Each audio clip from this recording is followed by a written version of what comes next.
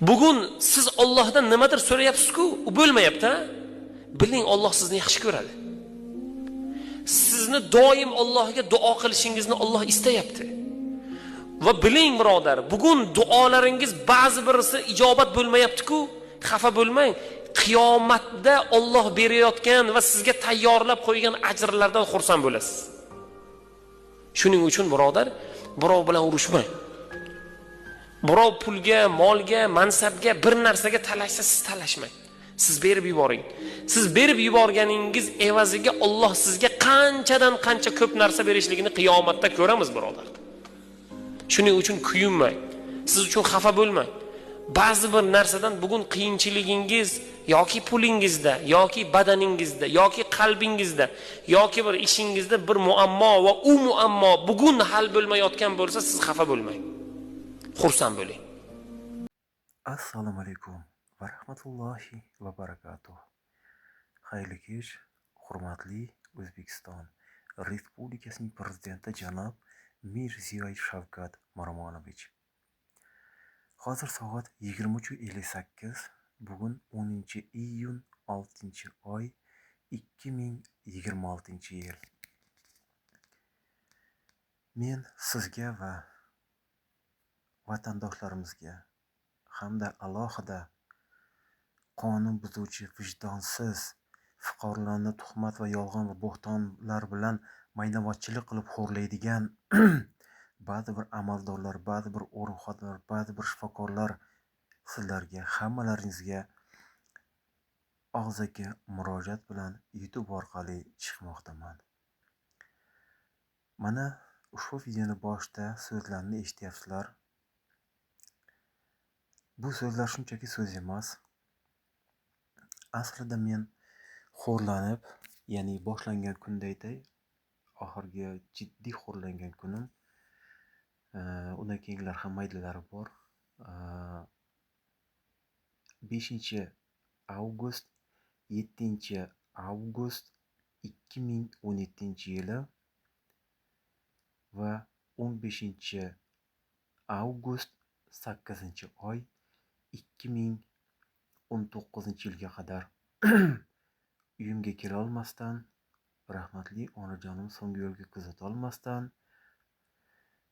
roziligini ololmasdan siz tuhmatchi, yolg'onchi, bo'htonchi qonunlarni aylantirib, inson huquqlari hurmati, murjati, hattoki sog'lig'ini oyoq osti qiluvchi, shu darajada tushuntirmoqchimanki, mana shu yo'nalishda inson hayoti va sog'ligiga suiqasd qiluvchi, ya'ni ruhan sog'lom topilgan bo'lsam-da 21-may 5-oy 2016-yili Respublikanskiy markaziy ruhiy shifoxonada Sergelida sud tibbiy ekspertizasi orqali 1 oy qamab qo'yilib, rishotkali o'sha xonalarda yotib tekshirilganimda ruhan sog'lom chiqqan edim. Haliyam Allohga shukr deyman, o'sha hujjat qo'limda bor. Har xil tarzda u hujjatlarni tegishli xatlar yozib ko'paytirib olganman. Siz haqiqatan ruhiy kasal emassiz, biz sizdan uzr so'raymiz degan, biz psixiatricheskiy degan sud tibbiy ekspertiza xulosasi bundan mustasno emas. Va e'tibor beringlar, 21-may 5-oy 2016-yildan keyin 2017-yili 24-oktyabr 13-noyabr 2017-yili bor yo'g'i Toshkent shahar Sarakulkada 2 haftada avtobiografiyani so'rab shunday tekshirib ruhiy kasalga chiqarib qo'ya qolishdi. Men siyosat qurboni bo'ldim, shaytanatdagidek, to'g'rilikni gapirganim uchun. Men o'sha ahvolga tushishimga jiddiy sabab 25-iyulda 7-oy 2017-yili hozirda sobiq o'sha paytdagi O'zbekiston Respublikasining Milliy xavfsizlik xizmati raisi general-polkovnik janob Inoyatov Rustam Rasulovich ustidan shikoyat qilgandim. Men bor yo'g'i ma'muriy tarzdagi holatini ko'tarib chiqdim. Asli qancha jinoyatlar ko'z yumganligi bo'yicha hali chiqmagan edim. Shunchaki ushbu murojaatim bo'yicha menga oxirgi 4 tasini aytay, 4 ta javob xati berilmadi. Va men boshqarmaga kirib, Milliy xavfsizlik boshqarmasiga kirib so'raganimda xodimasi menga biz sizga javob xati bermaymiz degan yakuniy so'zini aytdi. Men o'shandan keyin shikoyatni qildim.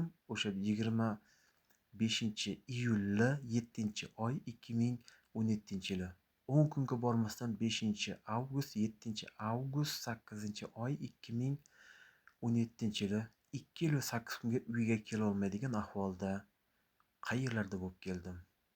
Mazlum holimda Toshturmada bo'ldim.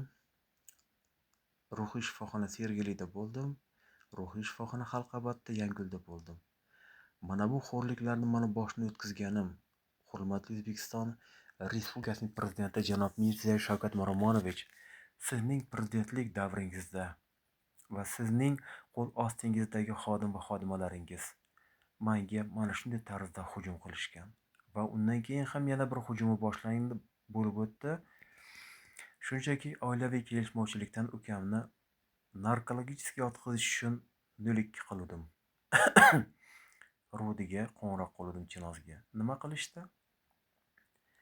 Ular kelib, bor holatni to'liq o'rganmasdan, mendan ariza tushuntirish xati olmasdan, men talablarimni to'g'ri bajarmasdan, meni ekspertiza qilmasdan, garchi ekspertizani oldida bo'lsam ham, oramiz 200 metr bo'lsa ham, o'sha kuni kelib, obeddan keyin biz kelamiz, ekspertiza qilamiz dedi. Shu bo'yi ekspertiza qilinmasdan meni bir oyga qaytadan Yangiyo'lga ruhiy shifoxonaga tiqib qo'yishdi. Chunki Sergelida o'sha 2024-yili may oyining oxirida 26 kun yotib, men ruhiy kasal ro'yxatidan chiqish uchun Toshkent viloyati ruhiy asab kasalliklar shifoxonasi bosh shifokori Nasiba Abdullayeva tomonidan men 26 kun yotib tekshirilgandim.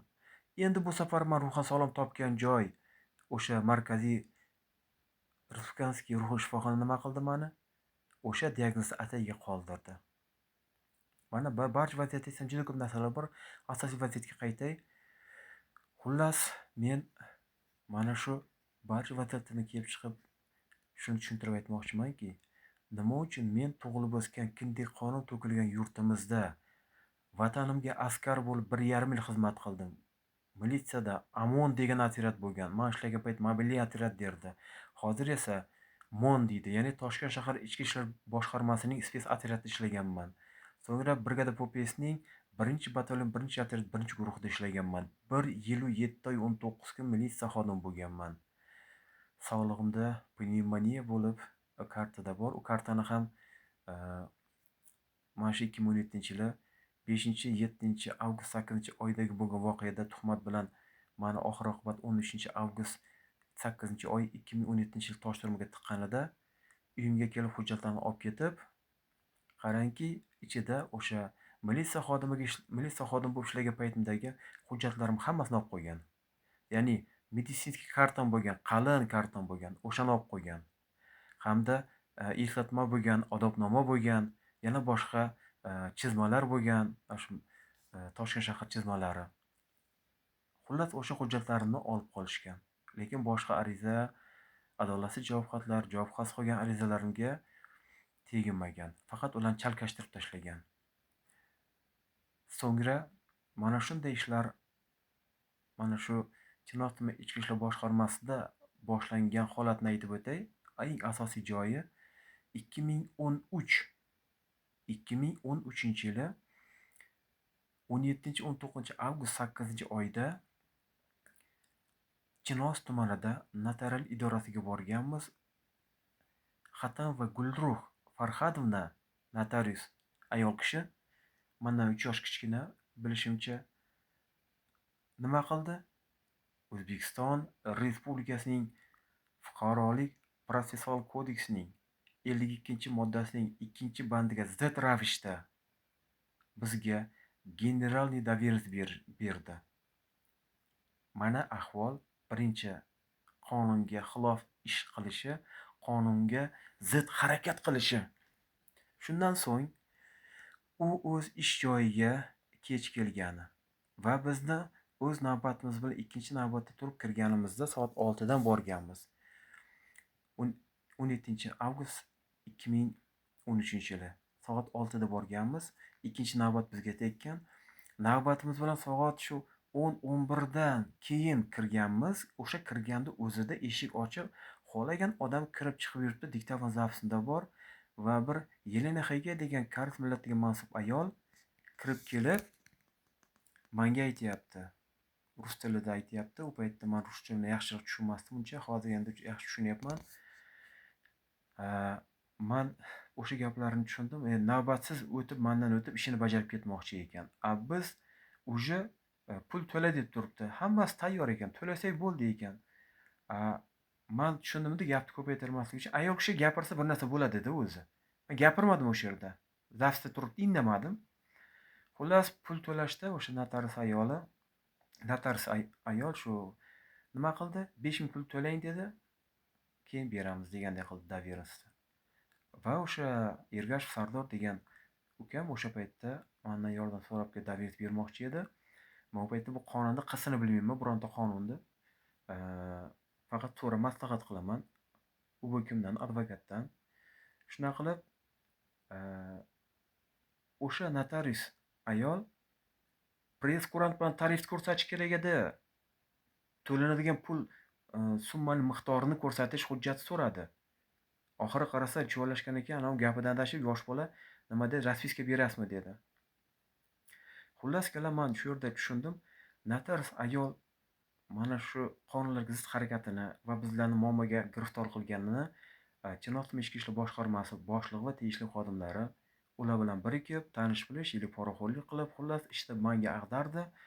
Ergashev Sardorda mendan olib chiqib ketdi. U nima bo'ldi bilmayman. Ma'muriy tarzda sudlandimi, jinoiy tarzda sudlandimi yoki umuman sudlanmadimi bilmayman u bolani. Men o'zim o'sha 4-aprel 4-oy 2014-yili jinoiy tarzda sudlanib, tuhmat bilan amnistiyaga ilindim. Va men shundan so'ng tushundimki, noma qilishim kerak. Yemaga somsaga pul to'lash ko'cha tilida aytganda, men yemaga somsaga pul to'lashni xohlamayman. Shundan keyin bu ishning ketiga tushdim va undan keyin yana bir shunday tuhmat bo'ldi, 10 sutkalik qamoqxona. Undan keyin yana har xil vaziyatlar bo'ldi. Hammasini ko'rib kelib tushundim, men bu yo'lda kurashishim kerak. Lekin mana bu videoni boshida aytayotgan domlaning so'ziga qarab tushunyapman. Hammasini qo'l siltab qo'y, Allohga topshir, Alloh ajri mukofotini oxiratda beradi deyapti. Endi e'tibor beringizlar-da, men bo'sha hujjatlardan xalos bo'lmasam, na uylanishim, na ishga kirishim, na yettiruq aymog'imga yaxshi nom olib kelish bilan hammasi nahotki shunchaki tashlab yuborsam bo'ladi. Mayli bilan qo'yib turaylik-da. Men o'sha 2019-yili 15 uyda kelgandan keyin 208 kun uyda bo'lmasdan keyin kelgandan keyin men tushundim, tegishli joylar, tegishli insonlarning aytgani bilan tashladim. Lekin aytdim, 1 yil bo'lmasdan hujum bo'ladi hali menga dedim. O'shanda aytganimdek 1 yil bo'lmasdan 1,5 oy qolganda hujum bo'ldi. O'shandan keyin men tushundim, kurashishim kerak ekan. Nimani aytmoqchiman? Birinchi o'rinda men o'z nomini oqlashim kerak. Ikkinchi o'rinda hozirgi hayotimiz, soliq, jarima to'lovlar, qo'shimcha talabli, jarimali to'lovlar hozir avj olmoqda O'zbekiston ona vatanimizda. Mana shuning uchun men tushundimki, barcha vaziyatni yuqoridagilar qonun bilan ro'kach bilan qonunlarga qarshi farmon, qaror, buyruqlar bilan ro'para kelyapmizmi ularning shunday hujjatlari bilan va bizlar har xil muammolarga giriftor bo'lyapmizmi? Eng birinchi o'rinda kimni ustun yosak o'zining qo'liga arizalarimizni yuboryaptimi? Ya'ni yozilmagan qonun bilan ishlayaptimi? Qaysi qonunda ko'rsatilib qo'yibdi mana shunaqa? Bizlar albatta kurashishimiz kerak. Mana asl haqiqat. Hurmatli O'zbekiston Respublikasining prezidenti janob Mirziyoyev Shavkat Miromonovich, aytingchi va menga ko'rsatingchi, qaysi qonunlarimizda kimni ustun yosak o'zini qo'liga 1 emas, 2 emas, kerak bo'lsa 10 marta, 100 marta qaytarish mumkin degan joy bor. Eng avvalambor, kimni ustun yosak o'zining qo'liga yuborish bu sharmandalik emasmi O'zbekistonga? Sizlarning ishingiz adolatdan mana shu ishlaringiz.